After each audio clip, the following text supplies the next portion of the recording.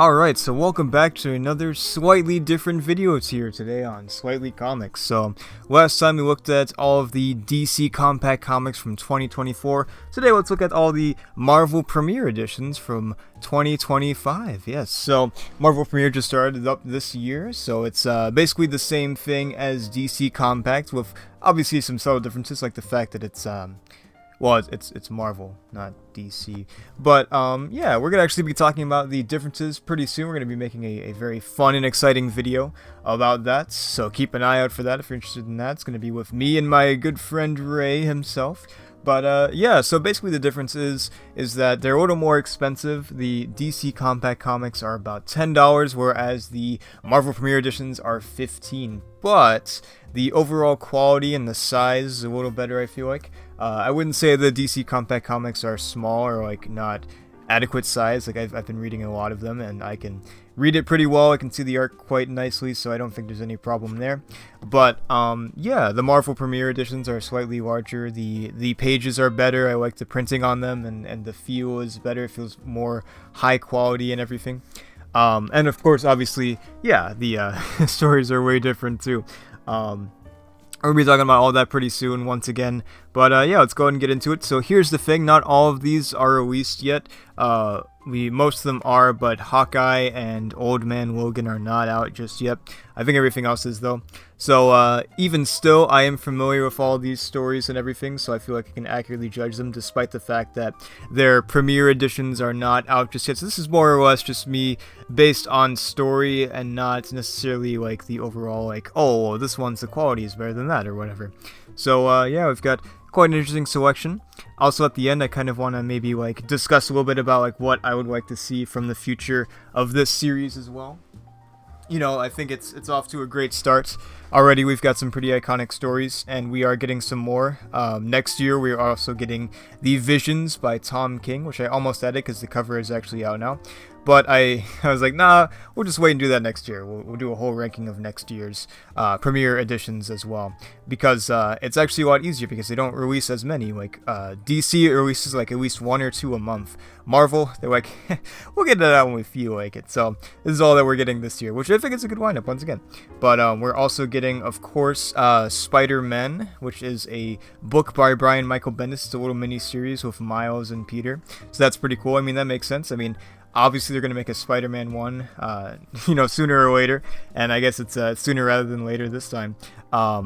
So I hope we get to see more Spider-Man comics one day. That'd be really nice. Getting that is pretty cool. And it makes sense because obviously Miles and Peter are pretty big characters and everything. And their interactions are a lot of fun, too. And we're also getting Planet Hulk, which is exciting, too. A Hulk one as well. So very much looking forward to that. But anyways, let's not worry about the future. Let's talk about the here and now. And, well, I guess a little bit of the future because some of the stuff is not out yet, but that's okay. So, I believe the first one was actually this Black Panther one. I just realized I uploaded these as squares instead of as, that's fine, it's alright. Well, it's hip to be square, as they say. So anyways, Black Panther is the very first installment right here. And, yeah, this one is pretty cool. It's a pretty recent one. I think it came out in, like, 2016. And, it's a pretty compelling Black Panther story. I don't know, like, I'm not really, like, super familiar with Black Panther, to be honest. Like, I really like the character, of course, but I've not really read a lot of comics, so I guess I can't really, like, fairly say this is the all-time best Black Panther book ever created, but I do know that it is a pretty iconic one and a fairly important one, so I appreciate this one being on there. I think it's cool, because obviously, I think for Marvel, DC obviously does synergy stuff too, like, why did they release the Authority, you know, little book there, right? Like, yeah, it's pretty obvious that was for the, well, was for the movie. If that's actually happening or not, that's a great question. But yeah, this one of course, like, obviously Black Panther is a pretty big character for them and everything. The movie did a massive, you know, amount of of good and everything, and really brought him into the forefront, even though he's already, like, obviously pretty recognizable and pretty famous character. He's not at all like an obscure character, of course. But so yeah, it seems like it's a pretty good book. It's got some cool you know, character beats and stuff like that, and also I think it's really fun. You know, like the world building and everything like that. Like the Black Panther world, I feel like to me, Wakanda and everything, I think is way more interesting than like a lot of, you know, for Marvel, it's like, oh, we've got New York, you know, and everything like that. It's like, yeah, that's cool. But Wakanda is like one of their like claims to fame as far as like really interesting locations and stuff like that. So I think this is a pretty cool book. I think this is a pretty solid way to, you know, get introduced to Black Panther through the comics and everything like that. Are there better Black Panther books? I don't know, maybe, but I think it's pretty good. I think it's a pretty solid start. I'm gonna give this an A. I think that's pretty good. Now, oh, here we go. They dumped some of the sauce in this one. I will say. They chose some pretty solid runs to start off with, honestly. Winter Soldier, personally one of my all-time favorites comics ever. I know it's a cliche to say it's the best Captain America comic, but there's a reason, because it's been said so many times. It's true. It is perhaps one of the greatest Captain America comics of all time. You know, there's a lot of other great stuff too out there, of course, but I feel like, you know, when you mention Captain America in comics, you know, you can't help but think about Ed Brubaker's legendary run. Very, you know, fundamental. You could say it's like a ripoff, like, oh yeah, we're doing the Jason Todd thing again and everything like that. Yeah, sure, but think about like how pivotal and iconic this story has been, you know, to get a movie adaptation and everything like that, and to, you know, so many people know about the twist and everything, and the general idea of the story. And I think the adaptation is great. I love Winter Soldier. It's one of my personal favorite MCU movies. I love it because it gets stuff right, and it definitely takes some stuff from the comics, like, you know, who the hell is Bucky? You know, that's straight out from the comics. But it does its own thing too. It takes its own spin on it, takes it in a new direction and stuff like that too. So I appreciate that. There's a lot of interesting stuff going on. That isn't fully covered in Winter Soldier. There's some stuff as well with like you know, Crossbones, and then Red Skull's daughter and everything like that, which is really interesting. I think her name is like Cynthia Schmidt or something like that. But yeah, the artwork is phenomenal. Love it. And yeah, it really stands the test of time, and is very much worth a read. And I'm glad that this has gotten a premiere edition, because I feel like these premiere editions are perfect for people that are into comics but maybe haven't picked up like all these like iconic or, you know, runs, or people that are just getting into comics. Like, this is something that I would recommend to somebody just getting into comics personally. So I gotta put this on this. I mean, there's literally no other place I could put this. So don't worry though, I've got some controversial opinions though, so we're gonna get into that. Anyways, next up, this is the one that isn't out yet, but it will be coming out in December, I believe. Hawkeye, yes, by Matt Fraction and art by David Aja.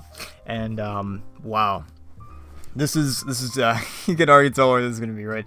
This is literally my favorite comic of all time. I think it's phenomenal. It really like changed the way I think about comics and stories in general, and sort of how I write my stuff is very much influenced by this in one way or another. So I think it's a very fundamental book. It's mentioned a lot.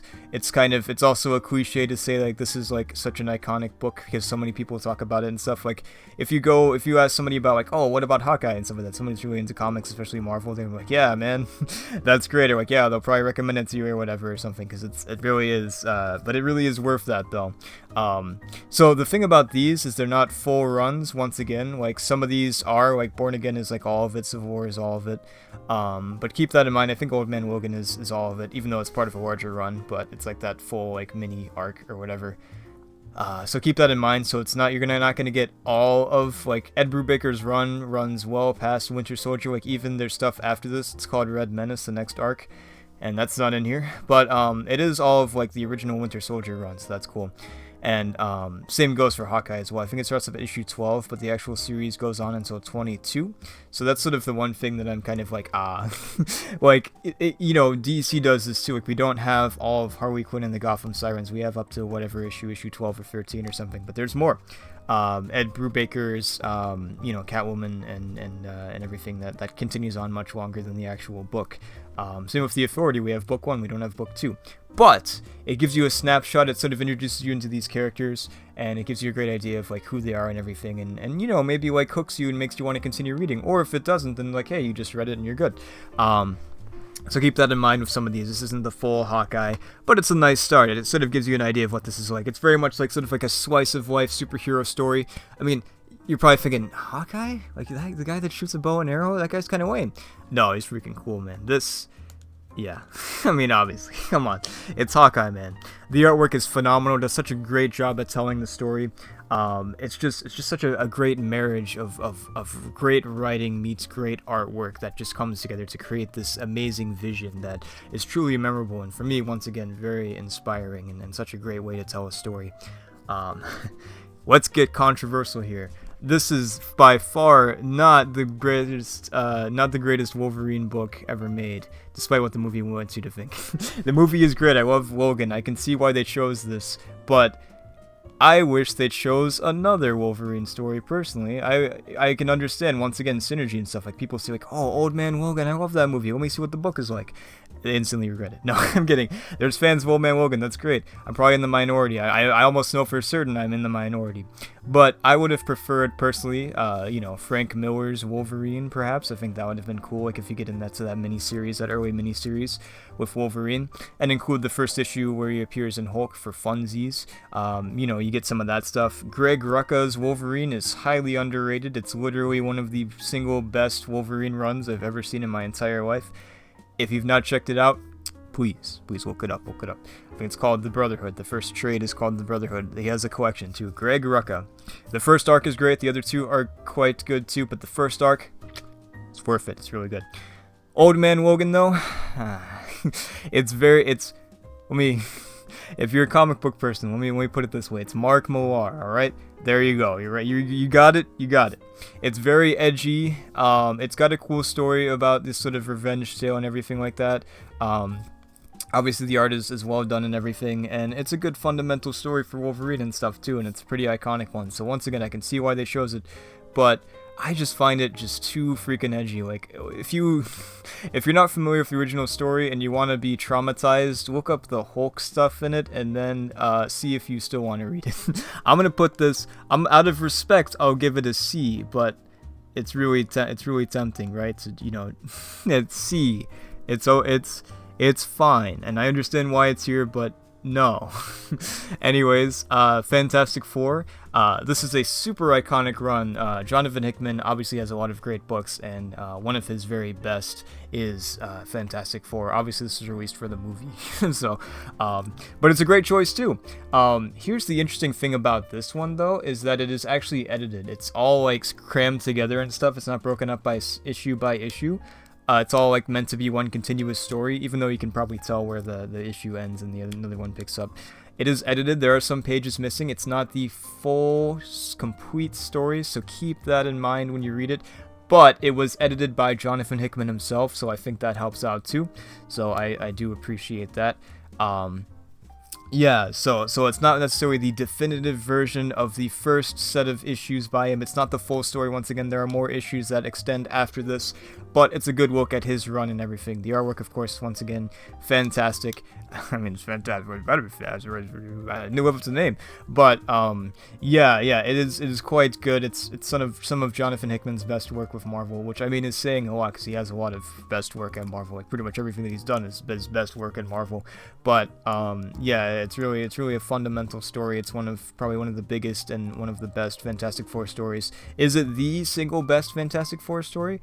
I don't know. I mean, that's kind of a big thing to say because there's a lot of Fantastic Four stories, but it is a really good addition, and I think it's great to have this too. I like the variety that this has. They didn't just like choose like one character and go from there. There's like a lot of stuff that I wish we would see, and I hope we will see in the future. The fact that Spider-Man isn't in the first wave is pretty insane to me. We are getting the Spider-Men by Bendis, so that's cool. But the fact that they didn't start off with Spider-Man either shows restraint and is crazy, or is like, I don't know. But I'm gonna go ahead and put this, not beat around the bush, put this at A. It's probably closer to S than A, but I think it's quite a great Fantastic Four run. And I've personally not read the original, so I'm not really sure what exactly I'm missing out on. I know like a few things that were cut that have aged a little bit. A certain word that they're like, oh well. But anyways, I mean, come on, it's Born Again, man. What can I say about Born Again that hasn't been said a million times? I personally like The Man Without Fear a little more from Frank Miller. But Born Again is an obvious choice. I mean, for one, it came out synergy. It came out during obviously Daredevil Born Again series, which has nothing to do with Born Again at all. Honestly, it's more of Devil's Reign, really. But Um, it's very fundamental. It's easily one of the greatest Daredevil stories of all time. Maybe it is the best Daredevil story. Maybe it probably is. It's the story of how, you know, Matt Murdock's life just gets completely like exploded and everything like that because of somebody from his past, and he sort of has to live in squalor and everything. Squalor, that word. He has to live that, and you know, he has to rise up and be Daredevil again and everything. It's a very exciting story. Pulse pounding, you know, you still have Foggy in there. If you missed Foggy, it's right there, man. There he is. And it's really just incredibly well done. I mean, just everything about it is very well done. The structure of it, not just the structure of the writing, but the structure of the paneling is really good.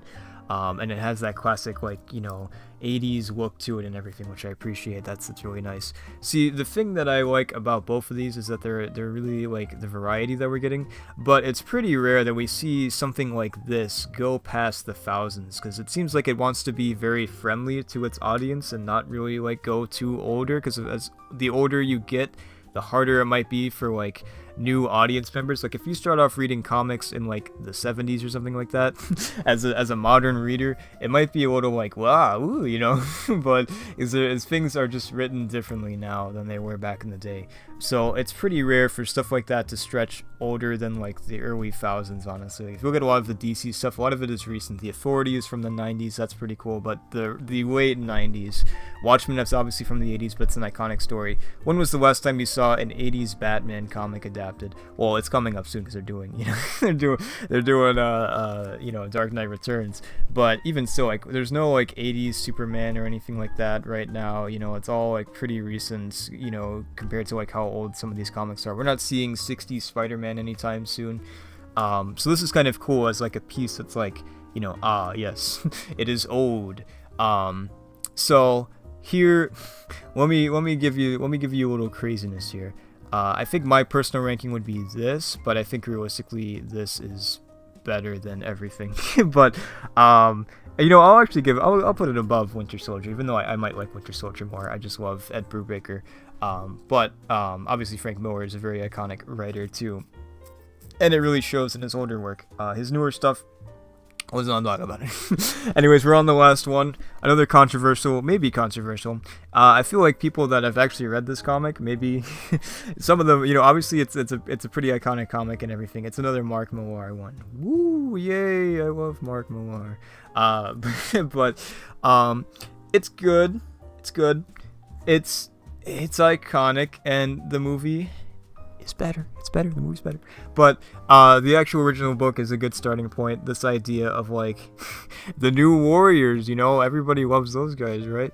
You know, they mess up really badly, and it sort of raises the question of like, what sort of authority should superheroes have, and what sort of authority should like the government have, and everything like that. Like, should superheroes be acting on their own and stuff like that? It raises a lot of questions and sort of the safety of superheroes. I think the questions it's asking is really interesting, and I think it's definitely one of Mark Millar's best works. Maybe not his absolute best work, but I would say it's up there, which also is not saying a lot, to be honest. But he does have some good stuff. I'll give him that. He's got some good stuff, all right? He's not totally terrible, but no, he's a talented writer. It's just that he is who he is. So there you go. But yeah, Civil War is definitely one of his best. I think it's an interesting story. Would I recommend it to like a person that's just getting into comics? Maybe wait a little bit on it, but I wouldn't, like, you know, reading it early on isn't too bad. Like, I can understand a person wanting to read all of the iconic stories first. I think the build up to it is pretty cool. It's really, obviously it was a really big event, so it has a lot of spin-offs and stuff, and has a lot of building up.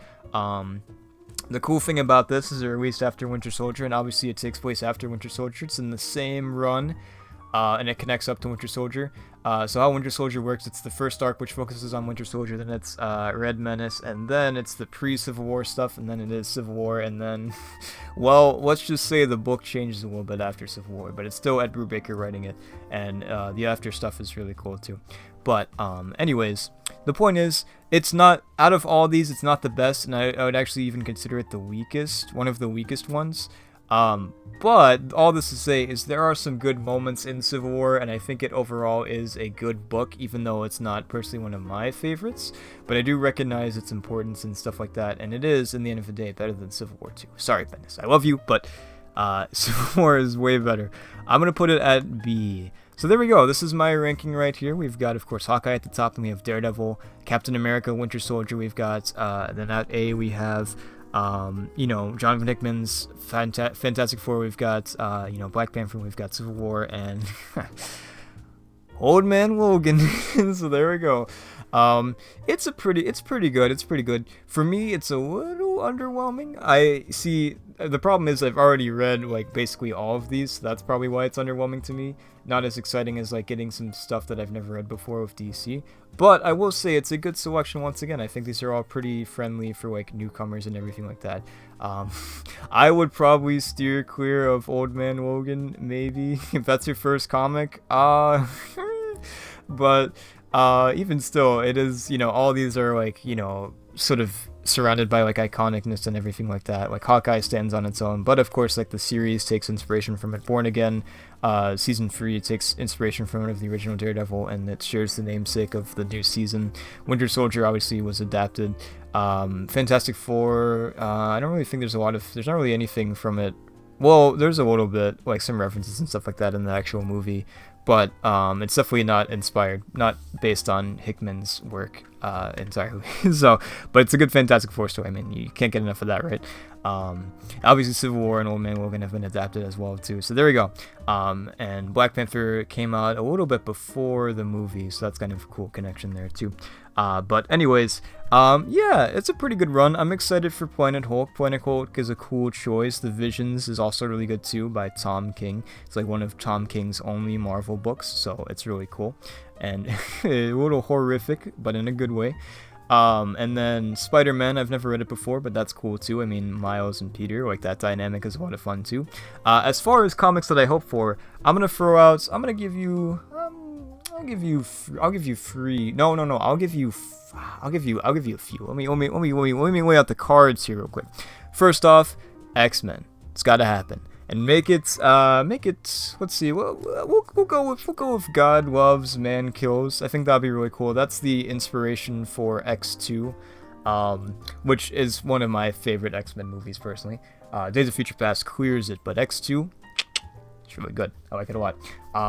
And God Loves, Man Kills is a really interesting story. And it's by Chris Claremont himself, the iconic Chris Claremont. So you can't go wrong there. Really compelling stuff there. Love it. The message and sort of exploration of various themes and stuff like that surrounding mutants and sort of discriminated people and everything like that is fascinating. Such a great read. I think that would be really good to see as a Marvel Premiere Edition. Listen, I like Thor. I'm not like the biggest Thor person. I think he's a cool character. I don't really like. I personally prefer street level stuff, and Thor is about as far removed from that as you can get. But he's got some really good runs. I wouldn't mind. I'd probably say they'd go with the God Butcher stuff, which is really good by Jason Aaron. Ooh, it's fantastic. It's really good. If you haven't read that before, I highly recommend it. At least the first 2 volumes, because it continues. It goes from the God Butcher to the God Bomb. It's really compelling. It's sort of this discussion of like devotion and gods and stuff like that, which is really interesting and done quite well too. The artwork is amazing as well.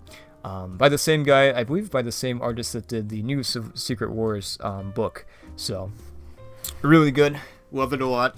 Or which I would prefer, but I feel like the God Butcher is more relevant since it was the basis for Love and Thunder. But the other one, which is the basis for the first Thor movie, is J. Michael Straczynski's Thor, which is amazing. It's so good. It's so good. It also takes place around the same time as Civil War, so it has that connection there too. It takes place after Ragnarok, so like Thor is sort of resurrected, and he's like trying to find like all of the people that died, and because their spirits are sort of spread around and stuff like that, so he's trying to reunite Asgard. It's really good. It's really good, man. You gotta read it. It's so good. Those are like only the only Thor runs that I've read, but they're both really good, so I wouldn't mind either of them. Like I said, I would love if JMS's got it, but I think Jason Aaron's is totally valid too. So that's also the run where Jane becomes, Mighty Thor, so that's cool too. And Jason Aaron's, but anyways, yeah, so those those. I'd love to see, you know, if you've been on the internet, and if you're a big Marvel person, you've probably seen their really cool Thunderbolts video. If you haven't, I'll link in the description. It's great. You should check it out. It's really awesome. I'd love to see Kurt Busiek's Thunderbolts as well. I mean, it's pretty relevant as well for the movie. I mean, it's way different than the movie, but it's really good stuff. It's really amazing. It's like probably single-handedly the best Thunderbolts book. Like, all of the other ones are good too, but like you can't really top that, honestly. Like, it's literally the perfect Thunderbolts story, and like that's all we really needed. But I appreciate the other runs too. But that would be really cool. I would really appreciate that. That's a fantastic one. Obviously, we need some Spider-Man rep too, not just Miles, but also it would be cool to see some Peter stuff. I mean, the easy choice is obviously Craven's Last Hunt, but I would love to see, not quite a dark horse pick, but I'd love to see, you know, Spider-Man Blue. I think that would be like the best. Like, that would be so good as a compact comic or a Marvel premiere, honestly. Would love to see Spider-Man Blue. That would be awesome. I think that's all that I've got. I feel like Secret Wars is inevitable, so I'd love to see that too. Secret Wars is amazing.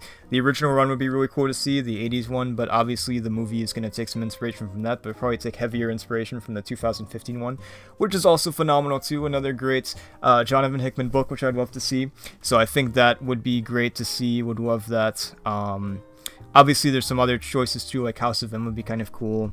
But what I would really love to see is some Avengers stuff, and we've got Civil War, which is sort of the closest thing we've got to an Avengers book. But give me some Bendis Avengers, whatever one you want. You want New Avengers? Just go ahead, Bendis Avengers or Jonathan Hickman Avengers, because Jonathan Hickman Avengers also connects up to Secret Wars too. So I mean, there you go, right? You can sort of weigh out the path to the Secret Wars, you know, Marvel premiere. Like, DC does not do that at all. They don't, like, build up the stuff. They're just like, here's this, here's this, here's this, enjoy. And I do enjoy. But imagine if Marvel actually, like, used this as an opportunity to sort of... these are meant to be friendly, like, standalone books that you can read and, like, enjoy as a singular story. But I think it would also be cool if, like, they sort of built up this stuff, too. So if you happen to buy, you know, if you happen to get the Jonathan Hickman Avengers, and it's like, oh, this is cool, but there's a little, like, lead in, like a little extra, like, oh, look at this, like, this is what Secret War, ooh, you know, and then you get Secret Wars, like, I gotta buy the Secret Wars one, too. I mean, good marketing, right? Like, right? Like, cliffhanger and stuff. Like, hey, like, oh, what's this? I wonder what happens next, you know? Like, come on. Easy. Anyways, I think that about does it. Let me know what your ranking is down below if you've read any of these or what your experiences with any of them. Let me know. I'd love to hear it. And I will see you all in the next one.